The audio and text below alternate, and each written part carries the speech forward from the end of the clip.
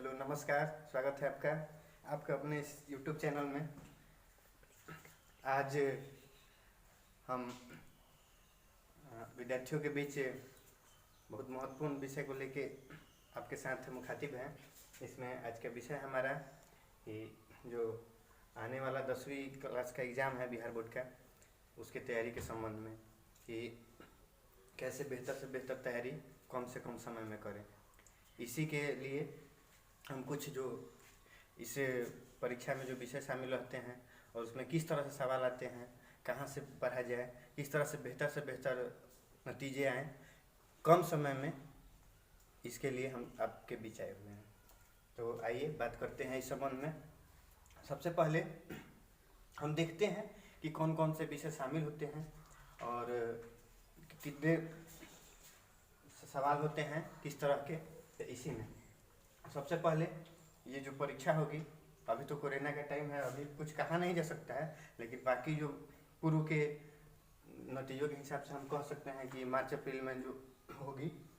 और इसमें जो शामिल टोटल विषय है, तो कुल 6 विषयों की परीक्षा हम सबको देनी पड़ती है। इसमें हिंदी, गणित, विज्ञान, सामाजिक विज्ञान, संस्कृत और अंग्रेजी। खैर अंग्रेजी की जो नंबर है वो जुड़ते नहीं हैं, कुल 5 ही विषय से इसका नतीजा प्रभावित होता है, रिजल्ट होता है। लेकिन फिर भी चूँकि परीक्षा देना है तो बात हम उसकी भी कर लेंगे। हिंदी का जो प्रश्न पत्र आता है हम सबके सामने, तो उसमें कुल जो है वो 100 अंक का होता है। और इसमें जो 100 अंक है वो 2 तरीके के सवालों से होते हैं।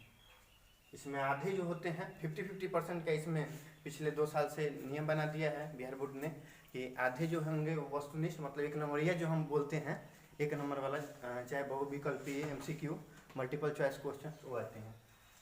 भले ही रहते हैं 50 अंक के, लेकिन अब 60 सवाल देते हैं बिहार बोर्ड ने, और आसानी कर दिया है हम सब के लिए कि सवाल 60 है, बनाना 50 है, कुल 50 अंक। तो ये हो गए 50 अंक मान लीजिए। और 50 अंक का जो होता है वो 2 नंबर, 3 नंबर और 5 नंबर, मतलब लिखने वाला से होता है।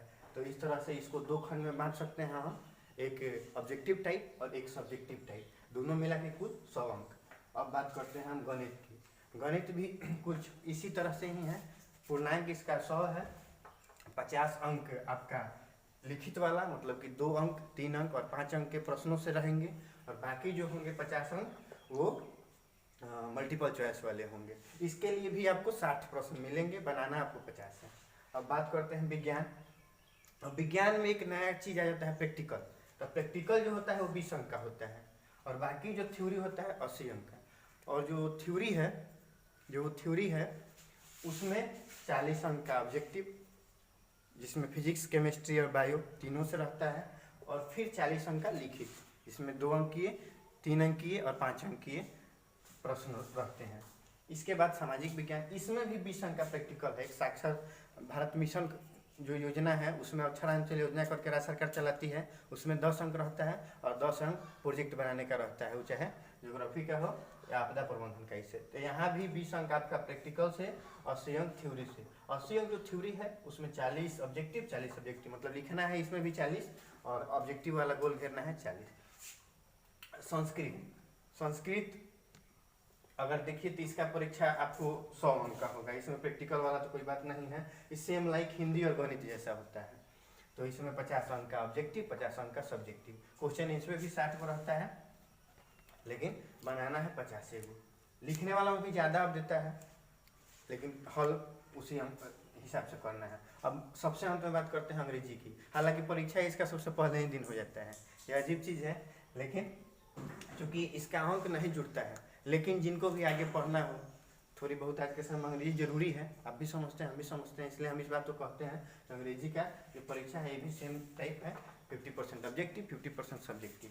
तो कुल मिला के ये जो विषय हुए आपके 6 हुए, 1, 2, 3, 4, 5 और 6।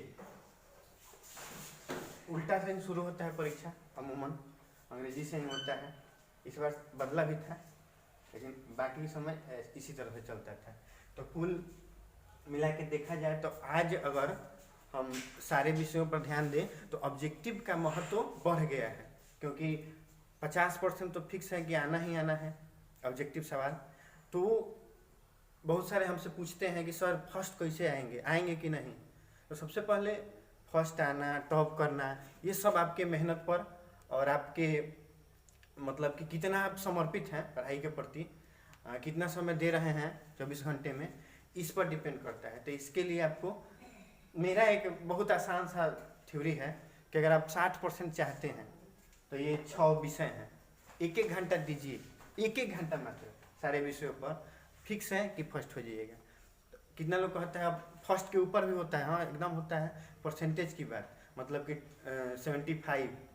एक देखते हैं कि जिसका नंबर भी किसी विषय में अगर 75 प्लस है, प्लस 75, तो उसका जो मार्कशीट होता है उसमें डी लिखा रहता है। डी का मतलब होता है डिस्टिंक्शन, मतलब कि उस विषय में उस विद्यार्थी को विशिष्टता प्राप्त है, मतलब कि उस विषय का पारंगत है, ज़्यादा जानता है। तो उस डी के लाने के लिए बच्चों करना कुछ नहीं है, करना ये है कि थोड़ा और ज़्यादा ध्यान देना है।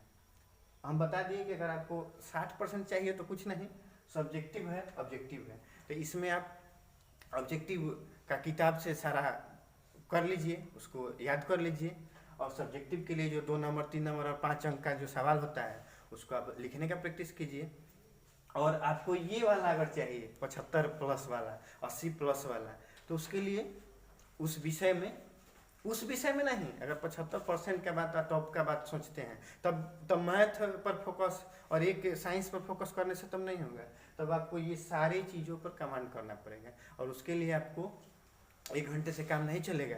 तो हर एक सब्जेक्ट में कम से कम 1.5-2 घंटा पढ़ना पड़ेगा, यानी कि 10 घंटा आपको पढ़ना पड़ेगा। घंटा इस पर भी हम बात नहीं करते हैं अमूमन, काहे कि आपको क्वालिटी स्पेंड करना है, मतलब कि आप ये नहीं कि बैठ गए और बैठे बैठे सो गए, हम भी करते हैं। तो अगर सोए हैं तो उसको घंटा मत गिनिए, तब अगर वो गिनना बेकार है, ठीक। तो आपको तब पढ़ाई का अपना जो समय है वो बढ़ाना पड़ेगा, अगर आप शीर्ष स्थान प्राप्त करना चाहते हैं, टॉपर में अपना नाम दर्ज करना चाहते हैं। तो यही चीज़ है, हम बोले कि अगर आपको फर्स्ट करना है तो सबसे पहले सारे विषयों पर आप अपने दिन का कम से कम 1 घंटा जरूर दीजिए। और रह गया कि बेहतर कुछ करना चाहते हैं, टॉपर में अपना नाम दर्ज करना चाहते हैं, अखबार में आना चाहते हैं, तो आप और ज़्यादा कीजिए, और सब्जेक्टिव ऑब्जेक्टिव दोनों चीज़ों पर पकड़ बनाइए, और जितने भी विषय हैं उसका अभी से ही लग जाइए, और ये लॉकडाउन का जो समय है उसका भरपूर लाभ उठाइए। मेरा यही सलाह है, यही सुझाव है जो आपको शीर्ष पर पहुंचाएगा, आपको बेहतर से बेहतर रिजल्ट दिलाने की गारंटी का राह दिखाएगा। यही है, फिर से बता देते हैं कि आखिर हमने बताया क्या, कि जितने भी विषय हैं सारे विषयों में लिखित और बहुविकल्पीय 2 प्रकार के हैं। बहुविकल्पीय का जो परसेंटेज है, मतलब ऑब्जेक्ट 1 नंबरिया सवाल का, ये 50% है। तो अगर आप 60% मतलब फर्स्ट होना चाहते हैं तो ये 50% पर भी अगर आप कमांड कर लेते हैं तो फिक्स है, इससे 10% आपको मिल जाएगा, आप फर्स्ट हो जाएंगे। बेहतर उससे भी करना चाहते हैं तो इस पर भी बराबर ध्यान दीजिए। कहने का मतलब कि लिखने का भी प्रैक्टिस कीजिए, वो चाहे मैथ हो, साइंस हो, सोशल साइंस हो, संस्कृत हो, हिंदी हो, अंग्रेजी हो, सारी चीज़ों पर। अंग्रेजी को माइनस भी कर सकते हैं, लेकिन मेरा एक सलाह है कि आप पढ़िए, अभी आपका पढ़ने का समय है, सब चीज़ पढ़िए। अभी आप सेलेक्टिव मत बनिए, चूजी मत बनिए, हम यही पढ़ेंगे, क्योंकि आप क्या बनेंगे ये आप डिसाइड नहीं कर सकते। खासकर हमारे परिवेश में ये बहुत सारी अन्य चीज़ें तय करती हैं, इसलिए अभी आपको काम है पढ़ना, आप सब चीज़ पढ़िए, यही मेरा सलाह है। और हर विषय पर अभी से ही चैप्टर वाइज एक कॉपी रखिए, और उसका अपने से या फिर किताब से उसको चैप्टर वाइज लिखिए, प्रैक्टिस कीजिए, याद कीजिए। और एक चीज़ बताते हैं कि जैसे कि जो भी चीज़ पढ़ लीजिए तो उसको केवल पढ़ के ही मत छोड़िए, उसको लिखने का प्रयास कीजिए, क्योंकि 10 बार पढ़ने के बराबर हमको लगता है कि 1 बार लिखना होता है। अगर आप 1 बार लिख लेते हैं तो ज़्यादा इफेक्टिव आपको याद रहेगा, तो इसलिए आप वो चीज़ को लिखिए, और लिखने के बाद फिर उसको पढ़िए, तब आपको ज़्यादा याद रहेगा, ज़्यादा देर तक याद रहेगा। ये चीज़ें कीजिए। और दूसरी बात बता देना चाहते हैं कि आप अभी से ही ये मत सोचिए कि परीक्षा है बाद में याद करेंगे, भूल जाएंगे। हाँ भूलेंगे, ज़्यादा समय होगा तो कोई भूलता है, हम भी भूलते हैं, सब लोग भूलता है, लेकिन अभी से ही याद करने का काम चालू कर दीजिए, क्योंकि एक दिन में कोई बहुत बड़ा काम नहीं होता है, उसके लिए शुरू से लगना पड़ता है, अब बहुत ज़्यादा समय देना पड़ता है, ये चीज़ें हैं। और कुछ चीज़ें भारी लगती है, जैसे कि अब संस्कृत भारी है, हमको भी पता है। अब भारी क्या है, चूँकि 9वां 10वां के पहले सीरियस, मतलब ये तो छठे क्लास से ही शामिल हो जाता है, लेकिन उसको हम लोग ज़्यादा गंभीरता से लेते नहीं हैं। एकाएक परीक्षा के दृष्टि से हमको 10th में ही मिलता है ज़्यादा गंभीर रूप से, तो इसलिए थोड़ा लगता है। लेकिन उसको भी आप अगर पढ़िएगा, जो जो टीचर बता रहे हैं, जो जो किताब दिया है, जो जो गाइड्स हैं और भी जो अवेलेबल बुक्स हैं, उसको आप पढ़िएगा तो आपको ये भी समझ में आने लगेगा, ऐसा कुछ नहीं है, ठीक है। तो इसको आप कीजिए। और रही बात सामाजिक विज्ञान के, विज्ञान की, गणित की, हिंदी की और अन्य विषयों की, तो उसके लिए भी आप सब्जेक्टिव ऑब्जेक्टिव को अभी से ही लगिए। जो नहीं आता है, जो भी दिक्कत हो, वो कमेंट बॉक्स में कमेंट कीजिएगा, हम जरूर कुछ इसके लिए रास्ता खोजा जाएगा, हम सब मिलके। बहुत बहुत धन्यवाद, आभार, और फिर मिलेंगे अगले वीडियो में।